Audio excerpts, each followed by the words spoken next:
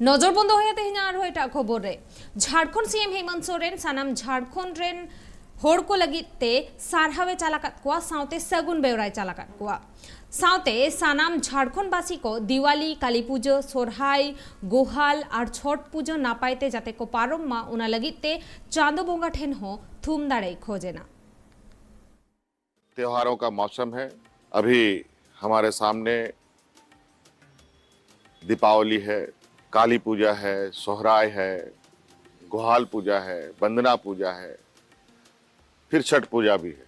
आने वाले सभी त्योहारों के लिए मेरी ओर से आप सब लोगों को, पूरे झारखंड वासियों को ढेर सारी शुभकामनाएं।